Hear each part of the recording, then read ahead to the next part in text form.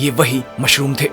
उधर उमा रात को भागकर गांव के एक बुजुर्ग के पास आ गई थी, जो उसे गांव से सुरक्षित बाहर निकालने का वादा करते हैं। अगले दिन सुबह सुबह ही वो बुजुर्ग उमा को लेकर बस स्टैंड की तरफ निकल पड़ते हैं, लेकिन सरपंच के आदमी उसे देख लेते हैं और उसका पीछा करने लगते हैं।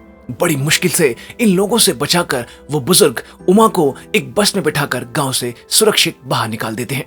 उधर कैट फैसिलिटी में CD333 और वो कैदी काफी लंबी सुरंग खोद चुके होते हैं, लेकिन तभी सुरंग की मिट्टी धंस जाती है। बड़ी मुश्किल से CD333 खुद को और उस कैदी को बाहर निकालता है। CD333 इस घटना से बहुत डर जाता है, जबकि वो कैदी हंसने लगता है। वो CD333 को एक जड़ दिखाते हुए कहता है, हम कूलिंग टावर के काफी पास हैं, बस 2 दिन की खुदाई और फिर हम आजाद। उधर डॉक्टर बख्शी CD333 की रिपोर्ट्स को देखकर अपने असिस्टेंट को कहते हैं, मुझे लगता है 2 दिन बाद जो एक्सपेरिमेंट का फाइनल सेशन है उसमें जरूर तारा की कन्वर्जन थेरेपी सफल हो जाएगी। उधर शंकर उस खाई को पार करने के लिए एक बूमरैंग बना लेते हैं, जिसकी मदद से वो खाई और द्रोणगिरी पर्वत के बीच में एक रस्सी जोड़ लेते हैं। जिसके बाद ये दोनों रस्सी की मदद से खाई को एक एक करके पार करने का फैसला करते हैं, ताकि रस्सी पर ज्यादा भार ना हो।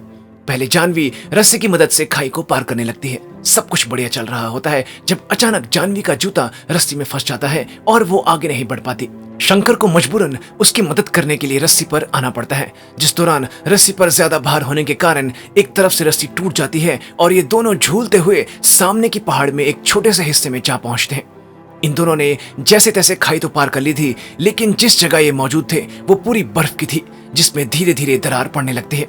रस्सी इनसे थोड़ी दूरी पर थी, जिस तक पहुंचने के लिए शंकर तुरंत चाकू की मदद से बर्फ पर रस्सी की तरफ बढ़ने लगते हैं। तभी बर्फ का वो छोटा हिस्सा जहां जानवी थी वो टूट जाता है और एक बर्फ के टुकड़े को पकड़ जानवी खुद को बचाती है, लेकिन उसका हाथ फिसलने लगता है। वो शंकर को मदद के लिए पुकारने लगती है। शंकर रस्सी से कुछ ही दूरी पर होता है। जानवी की मदद करने के लिए वो तुरंत रस्सी की तरफ कूद पड़ता है और उसे जैसे तैसे पकड़ लेता है।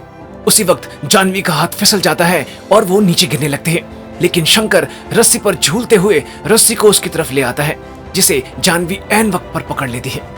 जिसके बाद धीरे धीरे ये ऊपर चढ़ने लगते हैं। शंकर उस जगह पहुंच जाता है जहां उसे वो मशरूम दिखा था, लेकिन जैसे ही वो मशरूम के पास पहुंचता है उसकी रोशनी खत्म हो जाती है।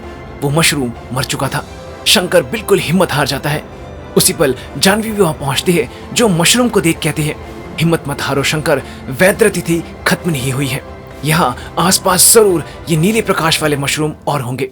कि तभी जानवी का पैर फिसल जाता है और वो गिरने लगती है, लेकिन शंकर उसके हाथ को पकड़ लेता है, परंतु उसकी बीमारी के चलते उसे दौरे पड़ने लगते हैं